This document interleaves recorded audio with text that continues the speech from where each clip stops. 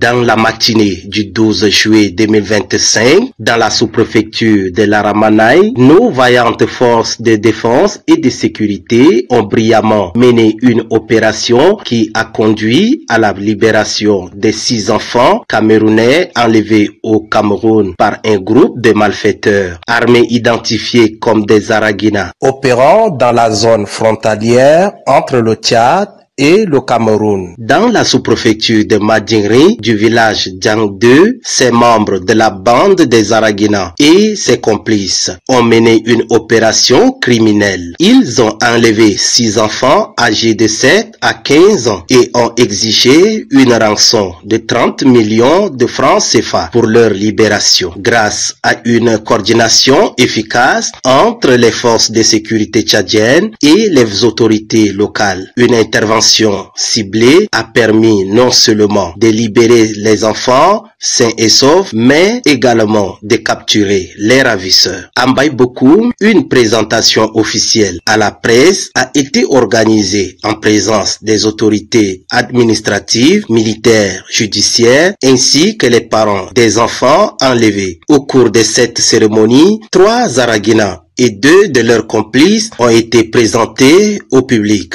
De même que les enfants secourus, visiblement éprouvés, mais hors de danger. Cette opération témoigne une fois de plus de la détermination des autorités de la République du Tchad, sous l'impulsion du président de la République, chef de l'État, chef suprême des armées, à garantir la sécurité des populations et à lutter sans relâche contre toutes les formes de criminalité transfrontalière. Le préfet des Modelam, Monsieur Idriss Souleymane Bouyemé, a tenu à saluer le professionnalisme, le courage et le sens du devoir de nos forces de défense et de sécurité, ainsi que la collaboration exemplaire de la population locale qui a fourni des renseignements précieux.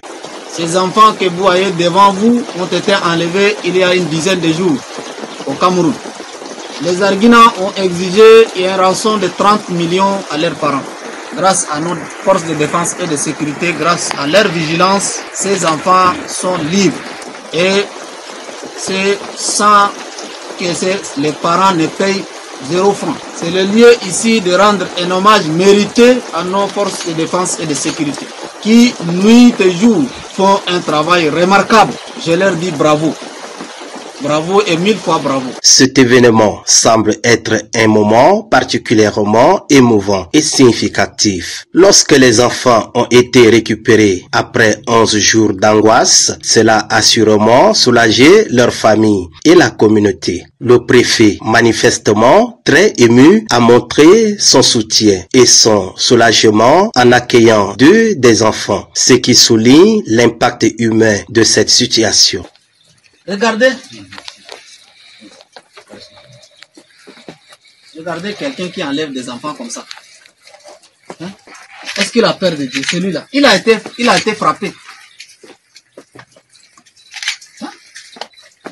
Celui-là, il veut quoi? Et celui-là, c'est celui-là qui l'aide encore. Hein? Ça va, non? N'aie pas peur, hein? Faut pas que ton cœur la batte. Maintenant, là, il n'y a rien. T'as compris, non? Voilà, tu es chez toi maintenant.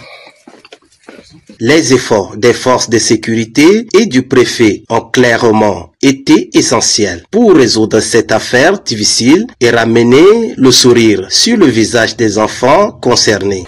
Nous avons également ici des Araguina et leurs complices. Nous, les Araguina, on sait qu'ils sont dans la brousse et on sait qu'ils enlèvent des personnes contre rançon, ils font beaucoup de mal. Mais nous vous avons toujours dit que ces Araguina n'opèrent pas seuls. D'ailleurs, pour moi personnellement, les complices sont plus dangereux que les Araguina eux-mêmes.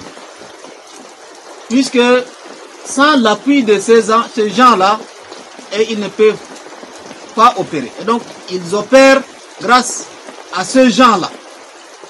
Puisque ces gens-là qui les nourrissent, ces gens-là qui les ravitaillent en carburant, en nourriture, je ne sais pas, en alcool, en tout ce qu'ils veulent. Ça, c'est une de leurs missions. L'autre mission, c'est de leur donner des renseignements sur qui ils font enlever, qui a beaucoup de l'argent.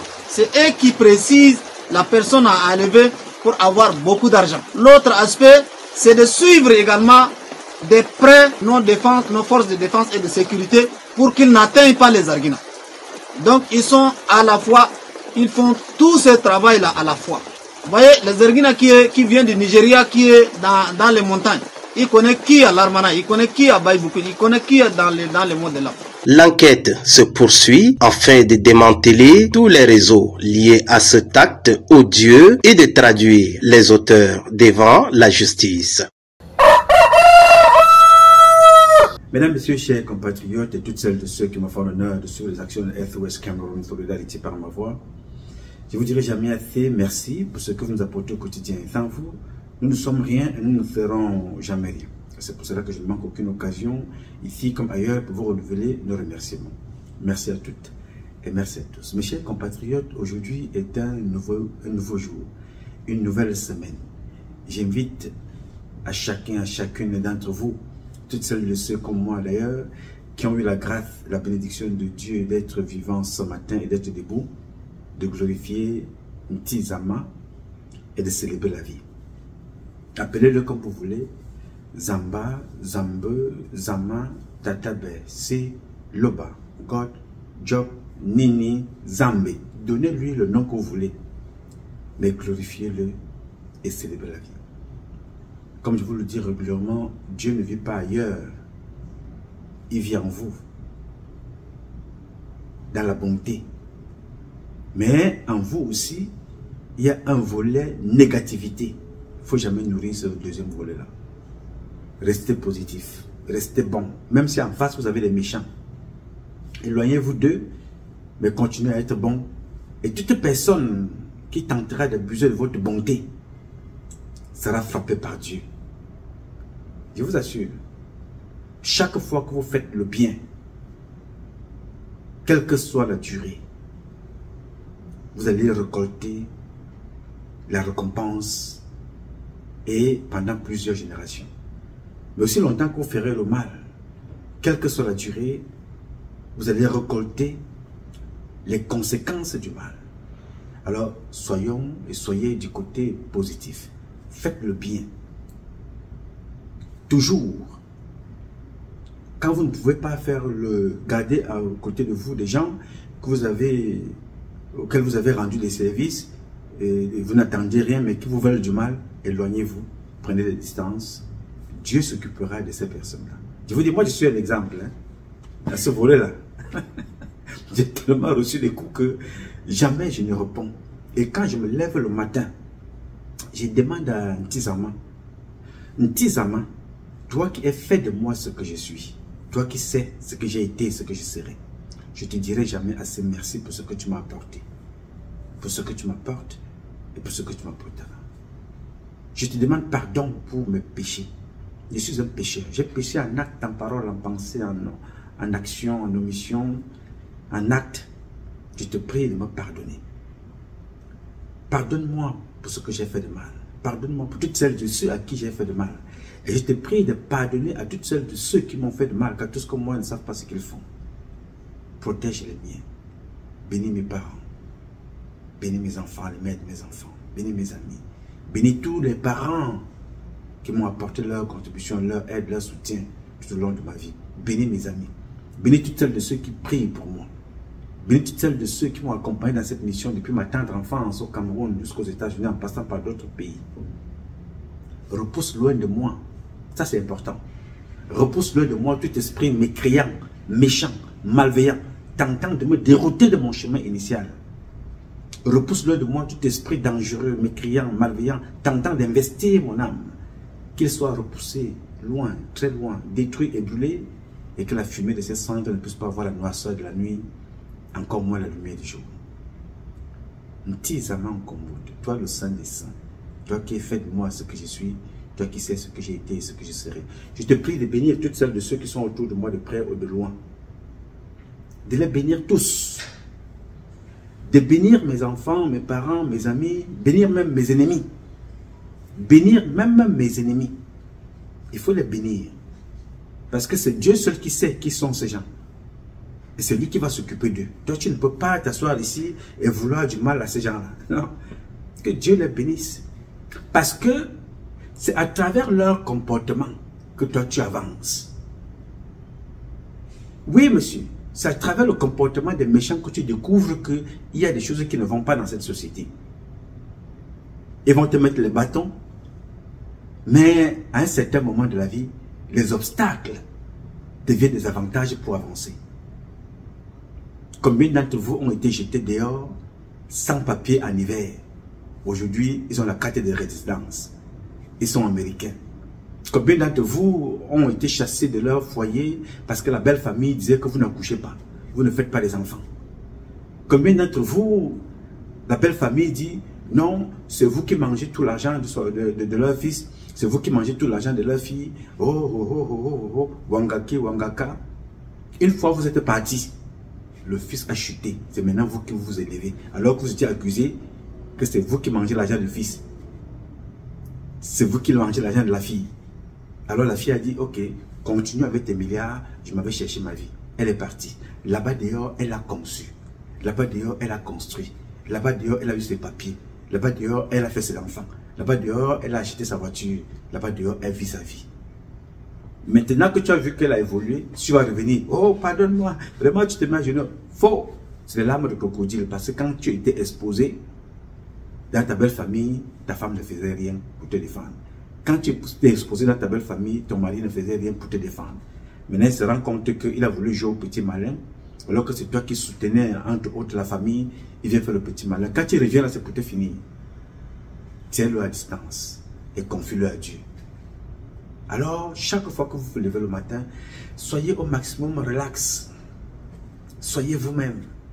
Ne vous encombrez pas avec l'aigreur, la méchanceté, la jalousie. Dieu n'aime pas là où c'est étouffé. Dieu aime la gaieté. Quand je dis Dieu aime la gaieté, je parle aussi de vous. Est-ce que vous aimez la tristesse? Vous aimeriez vivre dans la joie. Alors si vous aimez vivre encombré, vous étouffez Dieu. Alors si vous aimez vivre dans la gaieté, la joie, le plaisir, sachez que c'est ce que Dieu aime. Alors si vous aimez être comme ça, sachez que l'autre aussi qui vous ressemble aime la même chose. Alors ne faites pas du mal à l'autre. Aussi longtemps que vous ferez du mal à l'autre, ce mal-là vous sera retourné. Peut-être en une puissance multipliée par 1 million. Alors faites gaffe. Bien.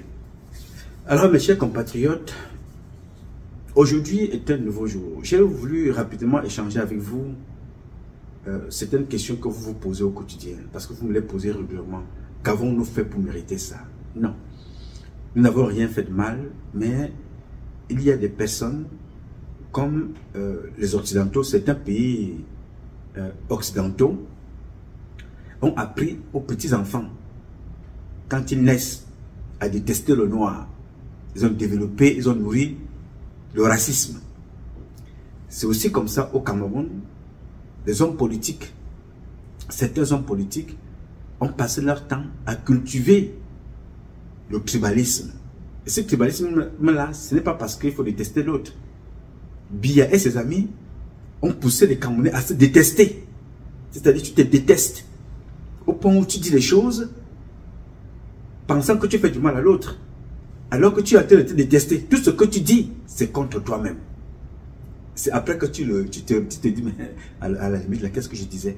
C'est-à-dire, tu vas te retrouver dans un parti, tu n'as pas l'eau au village. Tu as une insécurité, n'est-ce pas? Tu manques de tout, d'emploi. Alors que tes propres enfants, y compris tes enfants, ont fait des études. Mais vous vous réunissez ensemble pour aller congratuler quelqu'un qui ne vous apporte rien du tout. Ses propres enfants sont fous, cinglés, drogués, folles, alcooliques, prostitués. Mais vous continuez d'aller dire à ce monsieur-là que non, tu es le meilleur. Alors, le dire, ce n'est pas un problème.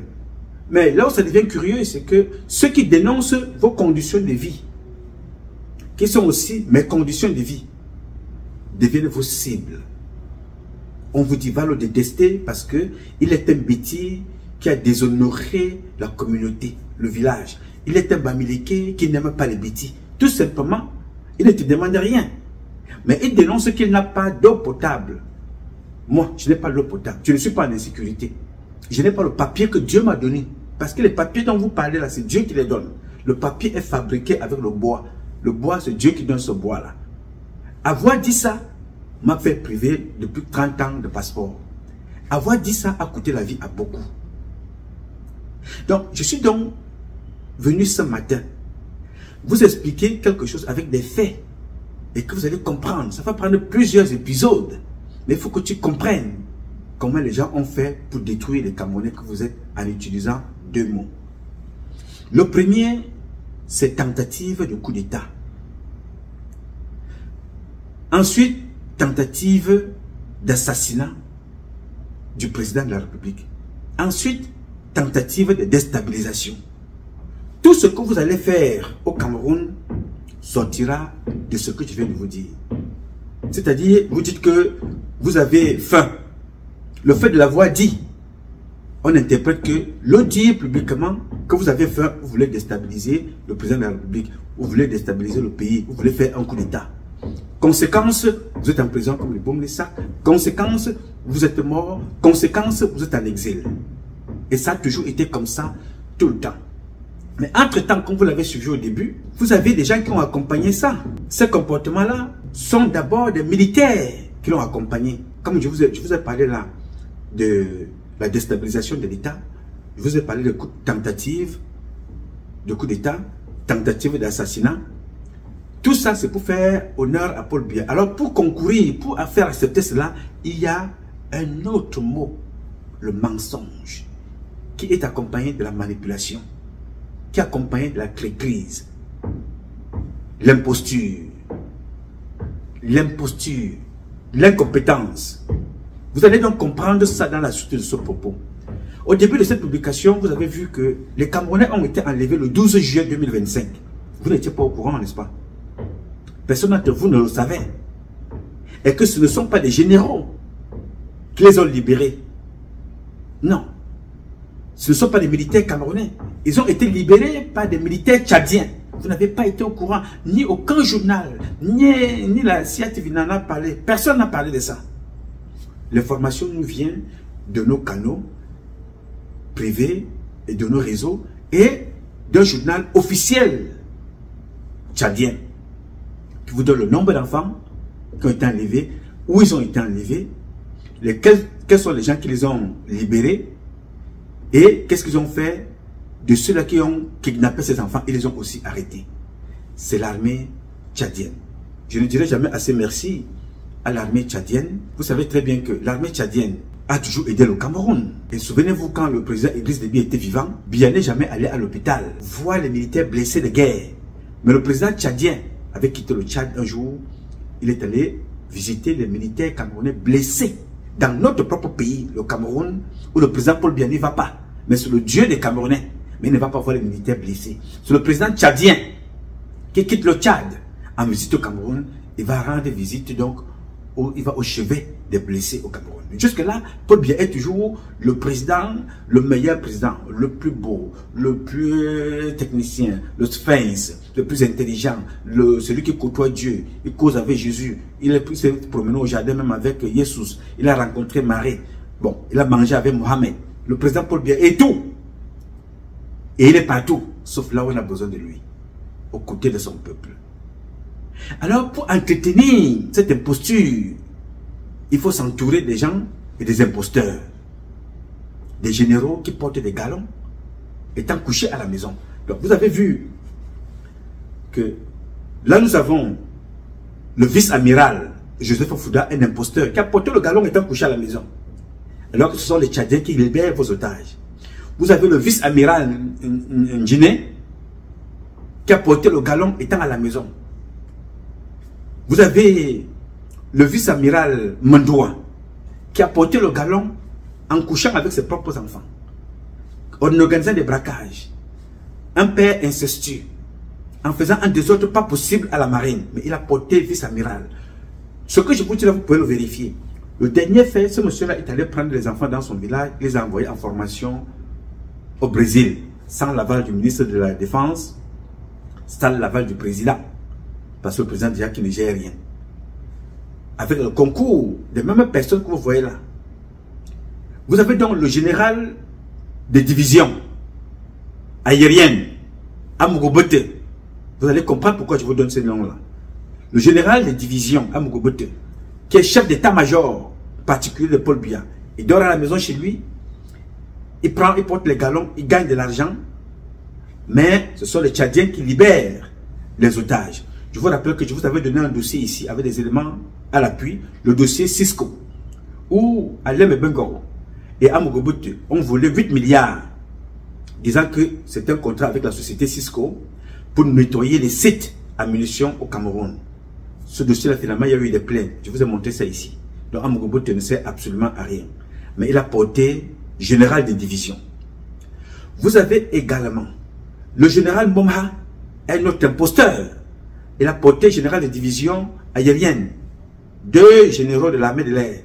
Dans cette armée de l'air-là, il n'y a pas d'avion.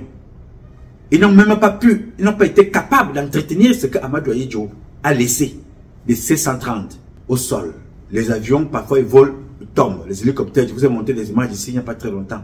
Momha, chef d'état-major de l'armée de l'air, 0 Walloup. Amorobote, général de division aérienne, 0 Walloup. Chef d'état-major particulier de Paul Biya. Pourquoi je vous parle de ces gens-là? Je vous parle de ces gens-là pour vous démontrer comment l'imposture a été organisée dans le mensonge. La suite, c'est que le général Ndjine qui a porté vice-amiral, vous allez comprendre, là c'est important, ouvrez vos oreilles. Ndjine qui a porté vice-amiral, Joseph Fouda qui a porté vice-amiral, avec Momha qui a porté général de division, et Amogobote, général de division. La plupart sont impliqués dans l'affaire de Alem Bengoro avec la Chine. Vous comprenez pourquoi est-ce que Joseph Fouda fait toujours tout pour maintenir Ndjine là, le coup de... Parce qu'il ne faut pas que Ndjine parle. Parce qu'ils sont tous des prisonniers au même titre que Alem Bengoro. C'est l'affaire de la Chine. Les personnes que vous voyez là. Alors le point commun c'est lequel? C'est l'imposture. Porter les galons en restant au bureau et en volant et en tuant les autres. Ces gens que je viens de citer là ont tué un contre-amiral. Un Sola. Il est mort. En mourant, il a été rétrogradé. Les gens que je viens de citer là, ils ont débarqué un autre là tout récemment qu'on appelait Ngambou Isaïe par un imposteur appelé Atangandji. Ils ont suivi ça, ils ont observé. Ils ne se sont pas posé la question que nous sommes des généraux, nous sommes des officiers supérieurs. Comment peut-on débarquer un général comme ça? Qu'a-t-il fait? Qui l'a fait? Alors quand ils le font, ou alors autrement dit, quand ils le laissent faire, ils pensent qu'eux ils sont protégés en sacrifiant leurs collègues, leurs camarades d'armes. Tout simplement parce qu'ils ne sont pas dans la même logique, la logique sécuritaire, la logique de protection, d'élévation de notre pays. Ils sont dans la logique individualiste, égoïste, de protection des acquis, malhonnêtement acquis. Il faut protéger les leurs et leur réseau. Donc ils peuvent sacrifier tout le monde à n'importe quel moment, à partir du moment où ils savent que en te sacrifiant, l'information ou le faux reste circonscrit. C'est pour ça que vous voyez Ndjine. Vous posez la question que Ndjine sert à quoi? Alors vous croyez que en élevant ces généraux-là, généraux de division aérienne, les vice-amiraux, vous pensez qu'il n'y a pas de colonels là qui ont déjà atteint le nombre d'échelons nécessaires pour porter général? On préfère laisser ces gens-là accumuler, même s'ils sont appelés à aller à la retraite, parce qu'il faut entretenir le mythe, il faut entretenir Paul Biya.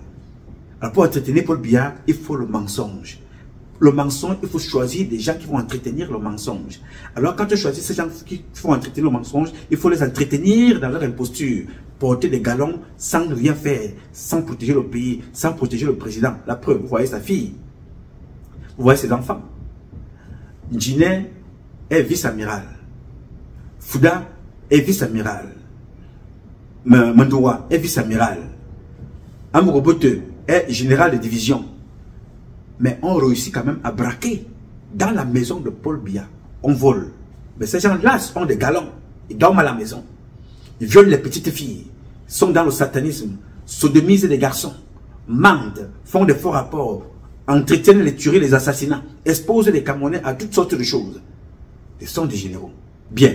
Je vais donc partager avec vous une image, une déclaration, une information qui a déjà été partagée ici par moi. Expliquée. Je pense que c'est la 11e fois. Je vous parle de ça aujourd'hui parce que beaucoup d'entre vous n'avaient jamais compris d'où vient le mot tentative d'assassinat du président, tentative de coup d'État, qui est à tous les niveaux. Les hommes politiques sont impliqués, Eto'o est impliqué, tout ce qu'Eto'o va vouloir faire, il veut tenter de déstabiliser l'État du Cameroun. Parce qu'il y a élection. Eto'o veut l'élection de la CAF, veut l'élection de la FECAFOOT, veut l'élection du palais présidentiel au Vatican. Eto'o veut déstabiliser Paul Biya. Le mot Eto'o, le nom Eto'o et le mot déstabilisation est collé à tout. Tentative de coup d'État, tentative de déstabilisation, tentative d'assassinat du président. L'homme politique porte la même veste quand on n'est plus d'accord avec toi. Le journaliste porte la même veste. L'activiste la même veste. Je ne vous parle même pas de nous. Parce que quand on m'a porté plainte ici, c'était avec le même motif. Tentative de déstabilisation. Tentative de refus de développement. On m'a donné tous les mots. Dieu merci. Je ne dirai jamais merci antisamment. J'ai gagné tous les 9 procès. Alors je vais partager avec vous ce matin. Le premier général, à l'époque il était officier. Le premier général qui a été fabriqué pour tuer les Camerounais, pour imposer les postures de Paul Biya et neutraliser les Camerounais avec ce comportement. Le premier général menteur. Il ment comme il respire. C'est un menteur invétéré, un incompétent notoire. Et vous allez découvrir ça avec vos propres yeux, comment un père ment devant vous. Vous allez donc, à partir de cet instant-là, comprendre pourquoi est-ce qu'ils ont tué les Camerounais. Ils ont tué d'autres généraux, comme Jacob Kodji a été assassiné. Ils ont tué des gens comme les Sullivan ont été assassinés. Parce que dès que tu veux ouvrir les yeux, tu deviens une cible de c'est-à-dire tentative de déstabilisation. Quel que soit ton rang social, quel que soit ton grade, quelle que soit ta position dans l'opposition, quelle que soit ta position dans le parti au pouvoir, le motif est le même. Tentative de déstabilisation. Alors pour atteindre cette tentative de déstabilisation-là, il faut mentir. Ils ont menti sur Alain Bengoro, qui avait des velléités de pouvoir, il voulait prendre le pouvoir, mais ils ont menti sur lui. Pourquoi? Ils ont menti parce que Alain Bengoro en savait trop. Il fallait donc le neutraliser comme ils ont neutralisé Nsola. Je vous invite attentivement à écouter le général Pierre Semengue. Au même titre que Zongang, ce n'est pas moi qui ai appelé Pierre Semengue de venir parler. Mais je vais vous démontrer par A plus B, par ses propos, avec des preuves à l'appui, que ce monsieur est un menteur d'une autre catégorie. Du moins une catégorie même légère, parce que quand tu veux mentir, il faut préparer le mensonge. Je vous invite donc à écouter attentivement le général Semengue qui vous parle là. Comment est-ce qu'il a menti à Paul Biya, qu'il a pris part à un coup d'État dont il n'était pas présent. Écoutez et regardez.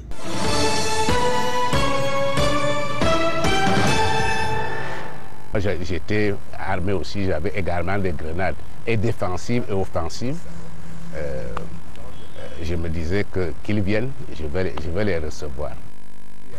D'abord, le premier problème a été la découverte d'un complot. Ibrahim et Salatou, vous vous rappelez, qui devait donc assassiner le président Biya lors du match de la Coupe. Lors du match de Coupe. La finale de la Coupe de football. Entre l'Union sportive de Douala et le Canon de Yaoundé. Je dois dire curieusement, nous ne devons pas être à Yaoundé ce jour-là. Nous n'étions même pas le jour de la Coupe. Le ministre chargé des forces armées de l'époque, chargé de la défense, M. Maïkano Abdoulaye, nous avait amené à Bafoussam le dimanche matin. On devait... Dimanche de la finale. Le dimanche de la finale. Vous voyez bien un ministre de la Défense qui amène donc et le chef d'état-major des armées et le délégué général à la sûreté et l'ensemble des personnalités qui s'occupent généralement de ces choses-là, qui nous amènent à Bafoussam, alors qu'on devait installer le commandant du 5e secteur militaire le lendemain, lundi. Il n'y avait pas d'urgence, en réalité. Vous savez ce que je vois? Les comploteurs auraient saisi un tireur d'élite de la garde présidentielle ou de la sécurité présidentielle de l'époque, Holong, qui devait donc tirer sur Biya. Mais je pense que c'est Holong qui aurait livré l'information. Ce qui a fait qu'on a donc arrêté Salatou et Ibrahim. Bien, je m'arrête d'abord sur cette première partie. Il faut parler d'Ibrahim et Salatou, qui voulaient assassiner le chef de l'État. Ibrahim et Salatou voulaient assassiner le chef de l'État. Voilà, les bases sont lancées. Ça va durer comme ça 43 ans. Tentative de coup d'État, tentative de déstabilisation, tentative d'assassinat du chef de l'État. Un chef de l'État qu'on ne voit pas, qu'on ne sait pas où il fait, ce qu'il fait, qu'est-ce qu'il nous apporte, on ne sait rien. Écoutez et regardez. Ma première consigne, c'était d'abord de téléphoner à un certain nombre de gens. J'ai téléphoné à Douala. À Douala, j'ai eu, il était capitaine à l'époque, et Toga Alexis, il est colonel à la retraite maintenant, que j'ai eu. J'ai eu également à Ebolova, Ngara, chef de bataillon Ngara, parce que Ebogo s'était déplacé sur Yaoundé. C'est Ngara que j'ai eu à Ebolova. J'ai eu également, bon, ici à Yaoundé, j'ai téléphoné à Nganso, j'ai téléphoné à Tato. Bon. Ils étaient déjà au courant? Ben, ils étaient aussi... au courant, mobilisés? Plus ou moins mobilisés.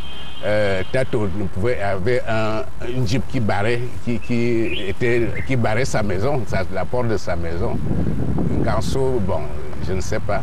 J'ai eu également, enfin là c'est eux qui m'ont téléphoné, j'ai eu également Oumaro Djambiaya qui était à son bureau et un obus a traversé de part en part son bureau. J'ai eu également Feu Mambou Defo qui, en s'en allant vers du côté de Zamangoué, enfin, il était du côté de Colbison. Je lui ai dit d'aller à Zamangoué, de prendre le commandement du poste de Zamangoué, parce que là, il y avait non seulement les éléments du génie qui travaillaient, mais également les éléments de la garde de la station. Je lui ai dit de prendre le commandement. À l'époque, c'est la garde républicaine qui s'était rébellée, qui avait donc qui voulait prendre le pouvoir avec un certain nombre d'éléments de l'armée. Donc, ils avaient d'ailleurs à l'époque pris et la station radio et la présidence. Heureusement, le président avait été mis en sécurité par maintenant le général Aïvo des Ancio. Aïvo des Ancio. Il était lieutenant à l'époque. Avec sept de ces éléments, il a mis le président en sécurité. Donc, voilà. Et puis, il y a eu le colonel Mboussi qui a pu prendre le ministre des Forces armées, le ministre d'État chargé de la Défense, André Tchungi, qui habitait à côté d'ici. Il l'a ramené au camp de l'unité, où s'était constitué ce qu'on a appelé l'état-major de crise. Bien, je fais encore une petite pause là. Le ministre s'appelle Maïkano Abdoulaye, quelque chose dans le ministre de la Défense.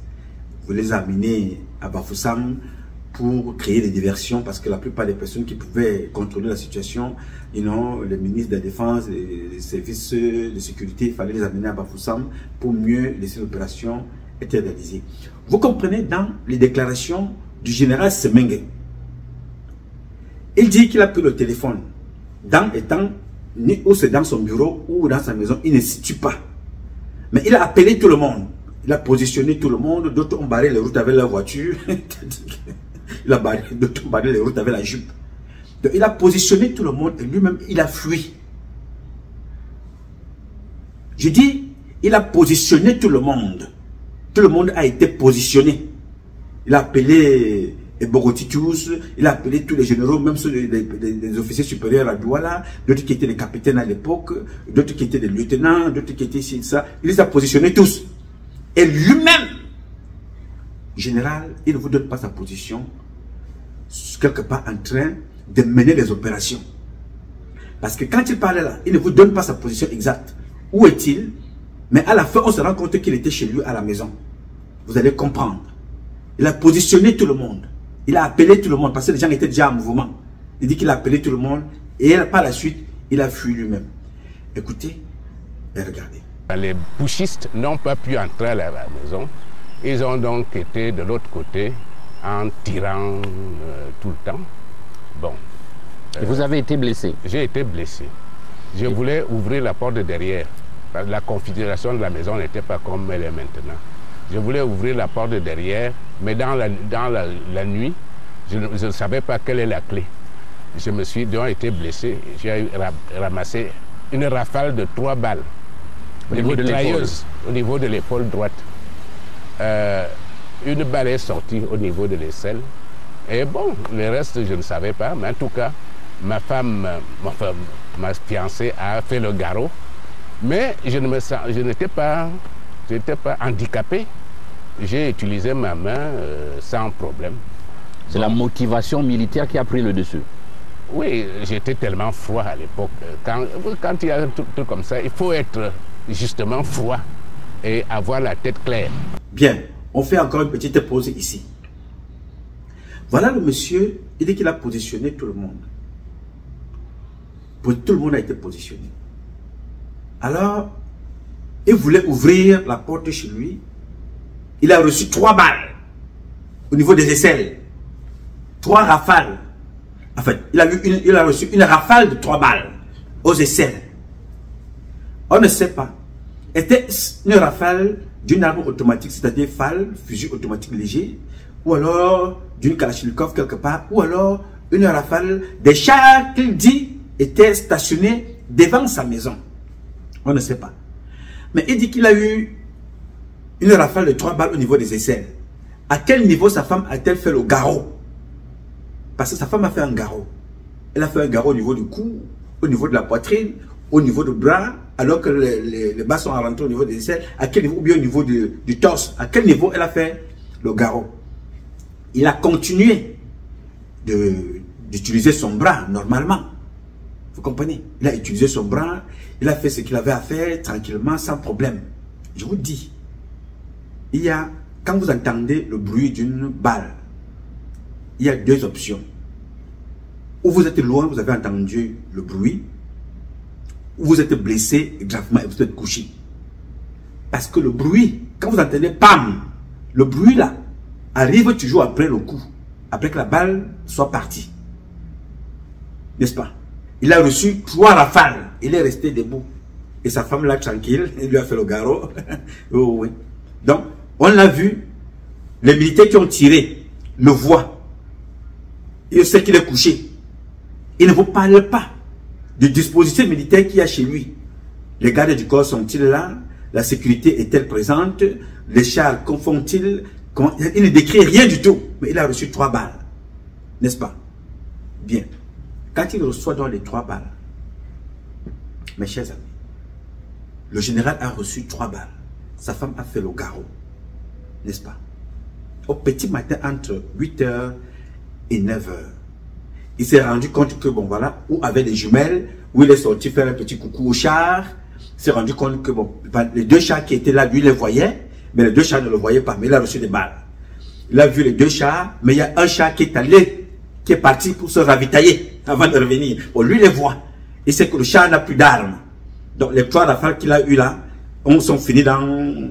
C'est ça qui constituait l'armement de ce char. Dans les 2 chars, il y a un qui est parti pour aller se ravitailler. Entre-temps, lui, le général menteur et imposteur, a fait sortir des enfants de la maison. Il les a mis dans une voiture, il les a fait partir. Bon, le char est toujours là, il regarde. Lui est en train de faire partir les enfants. Il a ouvert la porte, il a fait sortir les enfants de chez lui. Les enfants sont partis. Lui, il est retourné à la maison, il a refermé la porte par derrière. Il rentre à l'intérieur de la maison. Il va sortir de l'autre côté du trou. De l'autre. Ouais, Seigneur Dieu Tout-Puissant. Semengue a ouvert la porte parce que les enfants n'ont pas sauté. Il a ouvert la porte, il a fait sortir les enfants. Il a demandé aux enfants de partir. Les enfants sont partis. N'est-ce pas? On ne sait où. Ils sont passés devant les chars, avec la voiture, ils ont ouvert le portail. Les enfants sont partis. C'est lui seul qui sait. Sa femme ne sait pas. Vous allez comprendre pourquoi je parle de sa femme ne sait pas. La femme ne sait pas où sont partis les enfants. Lui-même, il ne nous dit pas. Mais les enfants sont partis. Le général Semengue ferme la porte derrière lui, il rentre encore dans la maison, il ferme la porte derrière, il va maintenant sauter le trou des climatiseurs. Il saute, il retombe dehors. C'est-à-dire qu'il pouvait continuer son chemin quand il a ouvert la porte et partir. Mais il a fermé la porte, il rentre dans la maison. Pour le moment, on ne sait pas toujours la position de sa femme. Où elle était aussi dehors, où elle était déjà dans la maison, je ne sais trop rien. Mais il est rentré dans la maison. Il est retourné là-bas, là où il y avait le trou du climatiseur. Il a sauté. Paf, il tombe par terre. N'est-ce pas? Quand il tombe par terre, je vous permets donc là d'observer la suite. Observez attentivement et écoutez attentivement l'histoire que ce monsieur-là vous raconte. Vraiment de Dieu, je ne sais pas si... Je ne peux pas dire que c'est la malédiction des bêtis, non. Les bêtis ne sont pas maudits. Il n'y a aucun peuple qui est maudit au Cameroun. C'est ceux qui sont au pouvoir qui sont maudits. Parce qu'atteindre ce degré de mensonge, c'est être, c'est être malade. C'est-à-dire être atteint de la maladie du mensonge. C'est-à-dire la mythomanie. C'est-à-dire que c'est la maladie du mensonge. Mentir pour rien. Ce monsieur-là ment. Personne au monde ne peut vous dire que ce que ce monsieur-là dit est vrai. Il a sauté après avoir fait partie des enfants. Il est rentré dans la maison. Il est allé sauter le trou du climatiseur. Pape, il tombe. Et il dit à sa femme, ma chérie, vraiment, ok, si je m'en vais comme ça, vraiment, je m'en vais mourir. Occupe-toi des enfants. Souvenez-vous, je vous ai rappelé tout à l'heure que personne ne sait où sont partis les enfants. Il a fait partie des enfants, d'après ce qu'il dit. Vous avez écouté avec beaucoup d'attention ce que dit le général lui-même. Il vous fait comprendre que il a fait sortir les enfants. Les enfants sont sortis. Et il dit au revoir à son épouse. Que bon, voilà, vraiment ma chérie, s'il m'arrive de mourir, occupe-toi des enfants. C'est-à-dire, le monsieur, lui, fuit. Il fait partie des enfants. Il abandonne sa femme face au char. Il dit, ma chérie, vraiment, moi je m'en vais, s'il m'arrive de mourir, vraiment, occupe-toi des enfants. Alors, depuis son récit, vous a-t-il dit où sont partis les enfants? Et dans son récit, cette femme-là, qui lui a sauvé la vie, a fait le garrot. Lui, il s'en va, il dit à sa femme que vraiment, moi je m'en vais. S'il m'arrive quelque chose, reste t'occuper des enfants. La femme ne sait pas où sont ses enfants. Pour vous dire le degré du mensonge de cet individu imposteur. Il a fait sortir les enfants devant les chars. Les portes s'ouvrent, les portes centrales. A-t-il fait voler les enfants mystiquement? Sont-ils sortis par le trou du gaz? Parce que comme lui il est sorti par le trou des climatiseurs, peut-être les enfants sont sortis par le trou du gaz ou alors par le trou de souris. On ne sait pas trop. Mais la femme qui a fait son garrot, parce qu'il saignait, on ne sait pas si le garrot a été fait au niveau du cou, au niveau du bras, au niveau de la poitrine, au niveau des reins, on ne sait pas. Parce qu'il a eu 3 balles au niveau des aisselles. N'est-ce pas? Je suis en train de vous décortiquer là comment Paul Biya a fait avec ces gens pendant pratiquement 43 ans pour nous berner dans la manipulation et le mensonge. Voilà un général qui ment devant tout le monde. Et ce mensonge-là a duré comme ça depuis 1982, 84 jusqu'en 2025. Aujourd'hui, on vous fait comprendre qu'il faut gouverner le Cameroun avec une photo. La photo. Et les généraux portent des galons parce qu'ils gardent une photo. Une photo leur donne les galons. Une photo signe des décrets. Alors, la suite de l'histoire, nous sommes là en 84, 6 avril. Le général vous dit qu'il a donc quitté, après avoir dit au revoir, fait partie des enfants, dit au revoir à sa femme, saute donc de chez lui encore, il saute encore une fois de plus, il tombe chez son voisin, le colonel Niamey. Je vous invite à écouter le général lui-même et nous commentons par la suite. Écoutez et regardez. Je dois dire donc vers entre 8h et 9h du matin, vers 9h du matin. Bon, peut-être un des blindés, parce qu'il y avait 2, un des blindés est parti pour le ravitaillement en munitions. Et bon, il n'y avait plus qu'un seul blindé. Et c'est à ce moment-là j'ai fait sortir les enfants. Et moi-même, j'ai utilisé, on devait climatiser cette maison. Il y avait donc des trous de climatiseurs qui avaient été aménagés. Pour placer mais on n'avait pas placé. Il n'y avait pas ni climatiseur, ni grille de sécurité. Je suis donc sorti par ce trou-là et j'ai sauté sur le jardin et je suis allé de l'autre côté Bon, j'ai dit au revoir à ma femme en disant, bon, si je meurs, bon, qu'elle s'occupe des enfants. Bon, j'ai sauté aussi, j'ai trouvé de l'autre côté, chez le colonel Niemek habitait là. Il avait un de ses, je pense, beaux-frères ou probablement beau-frère, un certain Makasso, qui habite et qui travaillait à la confection nouvelle. Et je lui ai demandé de me prendre dans son coffre et de prendre l'itinéraire suivant. Ambassade de France, pont de Atanambala, ensuite Camille Toyota, les brasseries du Cameroun, jusqu'à l'aéroport, à la confection nouvelle qui était de l'autre côté. Pourquoi? Parce que il y avait à la confection nouvelle, en haut, habité Madame veuve Akwa Philippe. Akwa Philippe avait été, c'était le fils, l'un des fils aînés du pasteur Akwa Aboumo. Il voulait savoir exactement ce qui se passait à l'aéroport. Parce que j'avais eu un certain nombre d'informations et Bogo, Titus, qui est venu à Yaoundé et qui a vu qu'il y avait des problèmes. Ils l'ont retourné à Bolova. Ngara lui a rendu compte qu'on nous demandait à Yaoundé. Il a donc pris son bataillon et il venait, je savais qu'il venait. Je savais que c'est lui qui allait arriver le premier. Madame Akwa avait un fils, Thierry je pense, de nom. Thierry qui avait entre 12 et 15 ans. Bon, je lui ai dit d'aller à l'aéroport, d'aller regarder ce qu'il voit et puis de venir me dire. Quelque temps après, l'enfant est venu me dire qu'il voyait les fusils regarder en l'air. Bon, j'ai compris. J'ai compris tout de suite et j'ai repris donc mon chauffeur Makasso. J'ai dit, il va m'amener sur la route de Mbalmayo, en Kolnda. Et en Kolnda, je lui ai dit de me stopper là. Je lui ai dit d'aller à Mbalmayo, de ne pas rentrer sur Yaoundé, d'aller à Mbalmayo et qu'il ne reviendrait que quand il entendra que tout est terminé.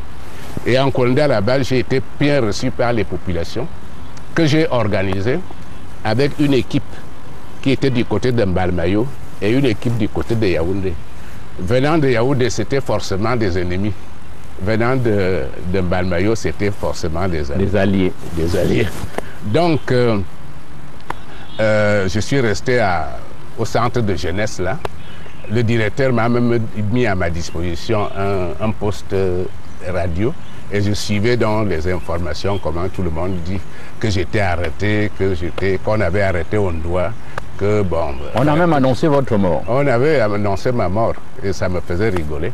Bien, vous avez écouté le général qui raconte des inepties, un mensonge et honté. C'est-à-dire, je ne sais pas comment avons-nous fait pour avoir des dirigeants de ce haut niveau-là qui mentent en plein jour. Et ils vont à l'église tous les jours. D'autres sont des musulmans. Le musulman ne ment pas. Le chrétien n'est pas appelé à mentir. Un parent ne doit pas mentir. Le général ment devant tout le monde. Un officier est interdit de mentir. C'est une sanction grave. Alors, le général vous dit qu'il a sauté une fois de plus. Il saute, il tombe là chez son voisin qui est un colonel, le colonel Niemek. Il ne cherche pas à savoir où se trouve le colonel Niemek. Je vais enlever les lunettes de mon ami Augustine. Il ne cherche pas à savoir où se trouve le colonel Niemek, qui est militaire comme lui. Il tombe chez lui. Il trouve là-bas le colonel Niemek n'est pas là. Mais il trouve le beau-fils ou le beau-frère du colonel Niemek. Le colonel Niemek n'étant pas là, le général trouve le beau-frère du colonel Niemek. C'est un Makasso. Makasso qui travaillait ou qui travaille à la confection Bonne Nouvelle. Le général lui dit, bon, mon cher Makasso, bon, mets-moi à la malle arrière et conduis-moi. Il ne dit pas conduis-moi à une base, hein. Conduis-moi dans une base militaire, conduis-moi dans un commissariat, dans une brigade, dans un poste de commandement. Non. Il dit, conduis-moi à la confection nouvelle. Il rentre dans la malle arrière. Il donne l'itinéraire au monsieur qui le conduit. Il dit, prends l'ambassade de France, prends le pont à Tangana, Mbala, passe par Camille Toyota, bon, passe aussi par les brasseries du Cameroun. Bon, tout ça c'est à côté là, La confession Bonne Nouvelle est là-bas. Pourquoi ce monsieur se rend à la confession Bonne Nouvelle? Ce n'est pas une... Nous sommes en temps de guerre. Ce n'est pas une base militaire. Il ne parle pas à la base de l'armée de l'air. Il ne passe pas à l'aéroport. Il ne se rend pas au quartier général. Il se rend à la confession nouvelle. Là-bas, loge Sanjomba. Là-bas, loge sa copine. Il va rencontrer une femme. Nous sommes en temps de guerre. Le président est attaqué. Le Cameroun est attaqué. Le général qui est censé mener les orientations va chez une femme. Il demande au chauffeur d'aller là-bas, le déposer. Arrivé là-bas, à la confession nouvelle, dans la maison d'un pasteur, la veuve Akwa Philippe, la femme là, l'Anjomba du général, est la femme de quelqu'un qui est décédé. C'est Akwa Philippe. Arrivé donc là-bas, le temps pour lui, parce que lui il part là-bas pour se faire plaisir. Parce que on dit dans le milieu que le général Semeng était réputé être un jouisseur précoce. Il ne tue pas 1 minute 30 secondes. Alors pour lui, envoyer l'enfant. C'est comme on faisait souvent au pays. On envoie l'enfant avec, on va acheter les bonbons, on va acheter le pain, le sucre. Bon, sachant que là où on envoie l'enfant, il n'y aura pas le sucre. Bon, si tu ne le trouves pas chez Papa Jean, là où on vend le sucre là, bon, descends, c'est la maman qui va les baigner parfois, elle va aussi les baigner le sucre. Pendant que l'enfant fait le tour au quartier, avec 500 francs qu'on lui a donné, pendant ce temps, toi tu es dans l'ongolongomba. C'est-à-dire tu dois tes galipettes. Il arrive donc là-bas, il trouve l'enfant de cette femme. Il arrive donc là-bas, il trouve l'enfant de cette femme-là, l'enfant de Sanjomba. Chez Akwa Philippe, c'est une veuve, son mari est mort. Il envoie cet enfant. L'enfant est un bébé qui est dans les 12 ou 14 ans. Il dit à cet enfant-là d'aller voir ce qui se passe dehors. Lui, il est militaire. Il envoie un enfant de 12 ans d'aller voir ce qui se passe là-bas dehors. Il est venu avec un homme, un chauffeur âgé. Il n'envoie pas le chauffeur. Il envoie un enfant de 12 ans. Que va voir ce qui se passe là-bas dehors. Pendant ce temps, moi, je suis dans le... je m'en vais au ciel. Je m'en vais au ciel. Il envoie l'enfant pour distraire l'enfant. Pendant ce temps, lui, il est dans ses galipettes. L'enfant se rend là-bas. Après, l'enfant revient à la maison. De retour. L'enfant lui fait comprendre que quand il est arrivé là-bas, il a trouvé les militaires avec des armes qui regardaient le ciel. Regardaient en l'air comme ça. Comme si une arme de guerre... Pendant qu'on est en guerre, on est en guerre, on regarde comme ça. Là. Non.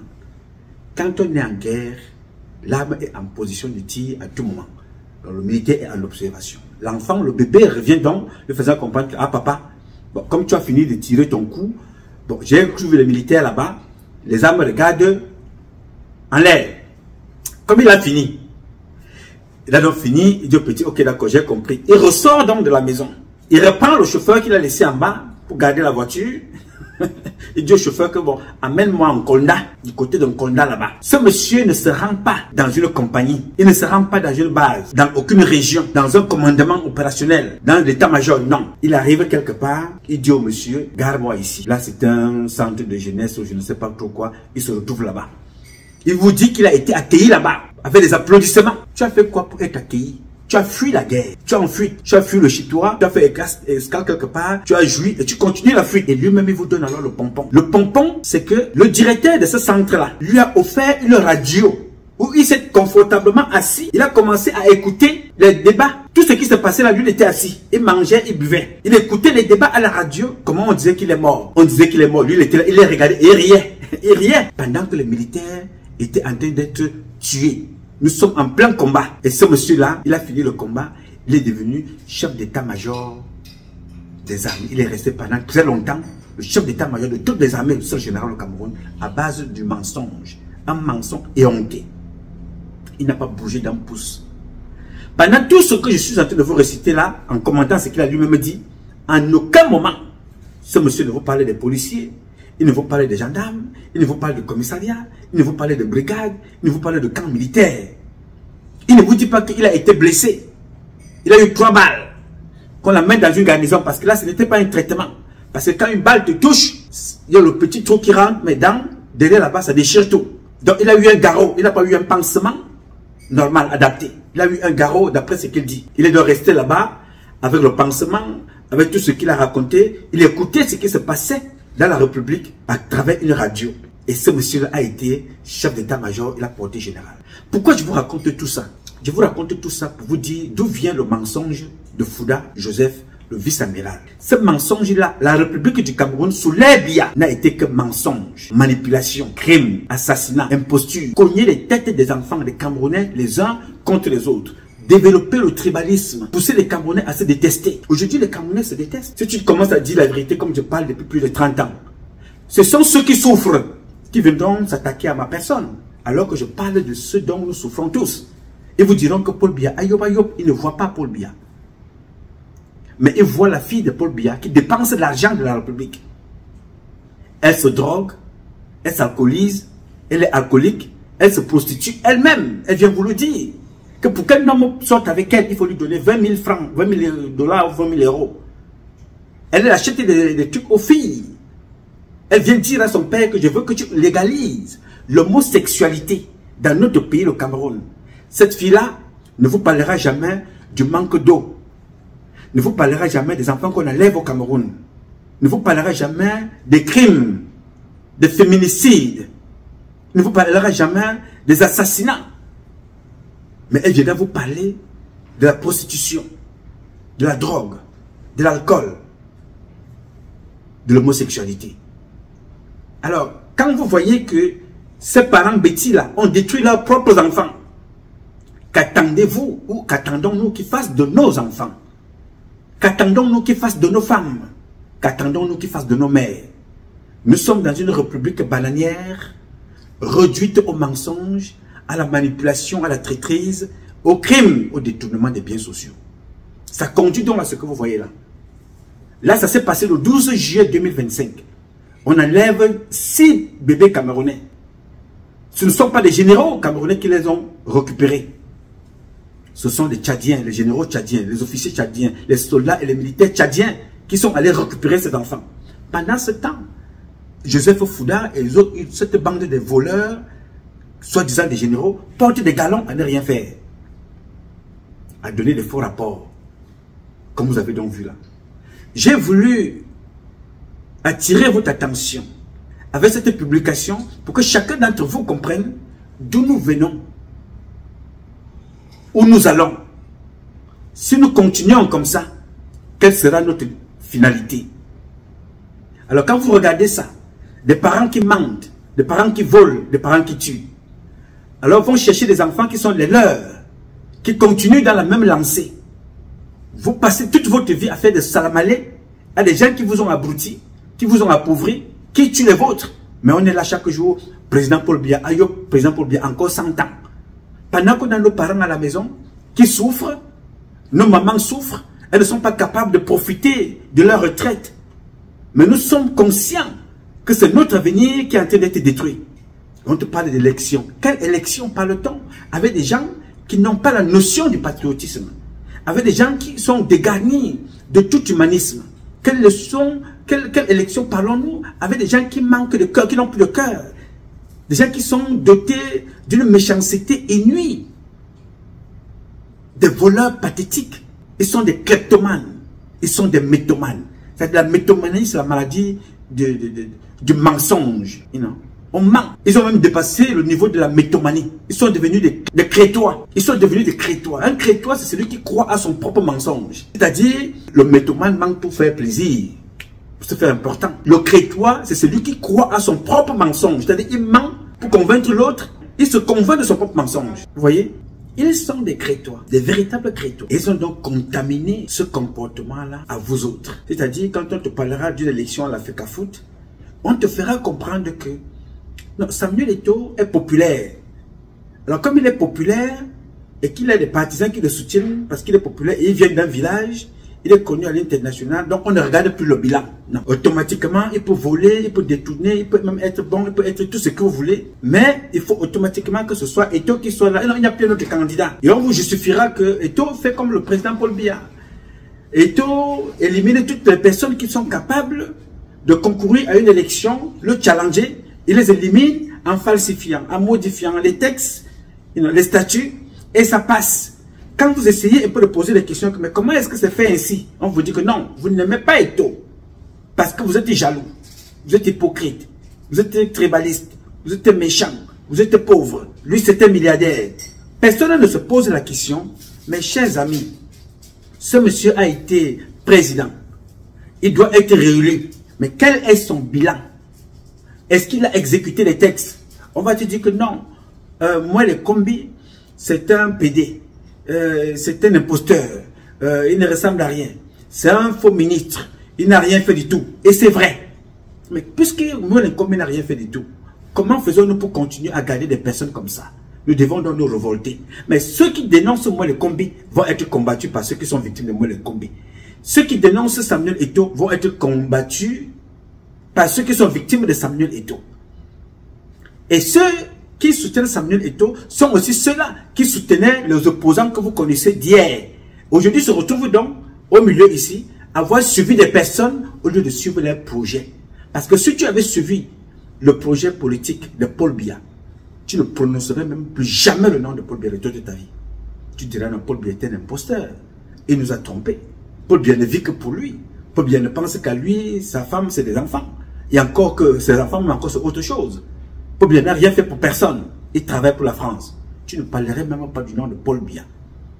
Que tu sois Boulou, que tu sois Edon, Ewondo, Nanga, Ntomo, Betib Nanga, Ewondo, Bassa, Douala, anglophone, francophone, nordiste, sudiste, du nord-ouest et du sud-ouest, tu ne prononcerais pas du nom de Paul Biya, même du côté de l'Est.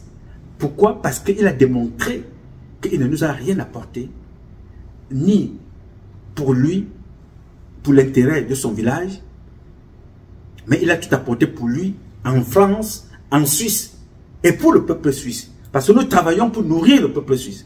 Nous ne travaillons pas pour nourrir le peuple français, mais pour nourrir les dirigeants français. Mais si tu avais regardé le programme de Paul Biya, tu ne parlerais pas de son nom ici.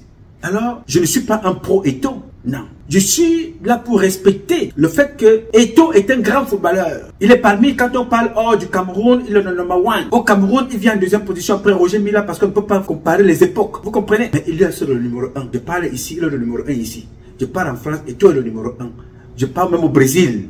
Je parle même en Angleterre, là où le football est né. Eto'o est numéro 1. Même s'il y a d'autres, comme les Zinedine Zidane, je dis qu'Eto'o est numéro 1. Mais cela ne m'empêche pas de te faire comprendre que pour qu'il soit réélu, qu'il fasse son bilan, et qu'il se base sur son bilan, et qu'il fasse campagne, comme ça se passe. Mais alors, comme nous sommes dans un pays des imposteurs, des crétois, des manipulateurs, on tue des intimidations, des arrestations, des menaces, de chantage, on va te dire que voilà, non, si tu n'aimes pas moi le combi, c'est parce que tu n'es pas Bassa, parce que tu es Bamileke, et tu es Wono, tu es jaloux.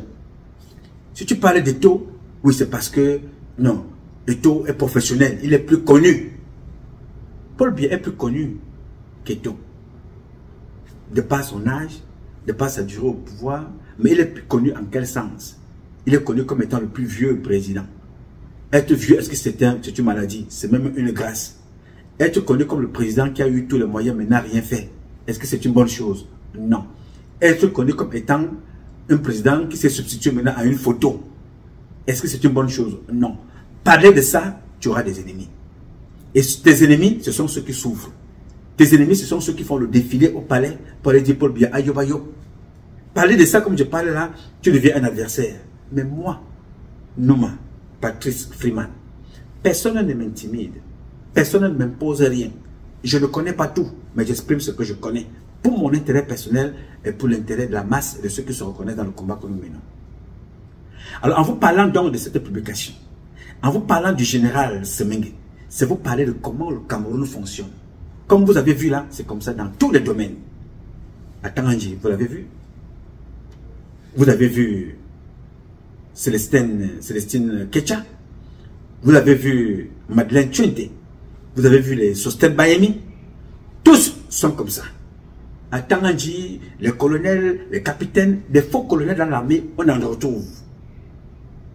Des faux médecins, on en retrouve. Des faux docteurs, on retrouve ça comme à Manaouda Malachi.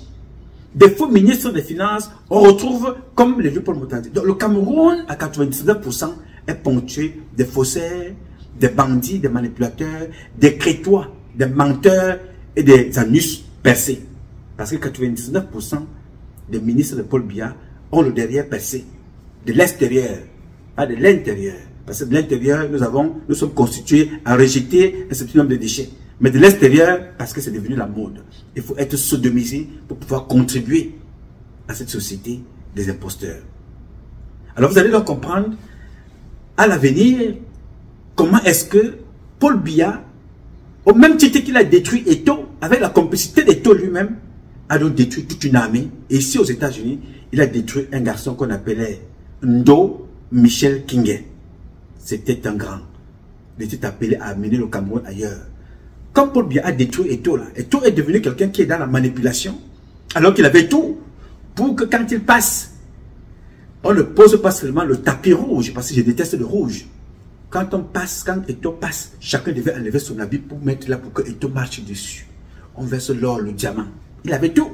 Mais Paul Biya déteste toute personne qui a le savoir, toute personne qui est capable de le challenger. Il te récupère, il te détruit et il te jette. Il n'y a personne dans le gouvernement de Paul Biya qui a commencé une carrière avec Paul Biya et qui a pris sa retraite et qui peut jouir de sa retraite. Plus tu connais, plus tu es une cible pour la prison, pour l'exil ou pour la mort. Ou tu te tais, tu finis en chaise roulante comme Concho Komini. La plupart de ces gens-là sont morts. Ou tu es dans le gouvernement, tu te tais, tu continues à chanter, à aboyer partout, comme feront certains de mes parents du Grand Nord, ils aboient, comme font Femme Dongo, Grégoire Rona et tous ces gens-là. Tu aboies comme ça, tu restes tranquille, jusqu'au moment où on a plus besoin de toi, on te tue et on te met de côté. Voilà donc comment les gens ont passé leur temps à mentir. Pendant ce temps, les enfants meurent sans porter le galon. Ils supplient même que papa, ça fait des années que je fais les guerres. Est-ce que je dois aller caporal? J'ai commencé à combattre dans l'armée en 98 à Bakassi. J'ai fait Boko Haram 2 fois. J'ai fait Manfait 2 fois avec lui. Même poste. Le voici présent. Est-ce que je dois rentrer comme ça, mon général?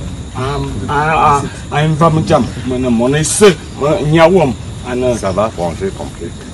Vous avez encore bien compris? J'ai très bien compris. Et j'ai compris pourquoi. J'ai compris. J'ai bien compris. On connaît bien.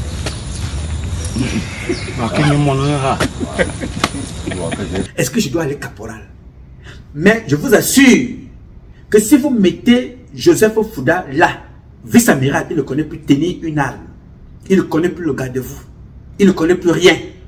Mais il porte des galons pendant qu'il y a des colonels qui iront en retraite colonel alors qu'ils ont fini leur échelon. Ils ont même encore, on les a même encore ajouté des échelons supplémentaires en attendant de porter le galon du général.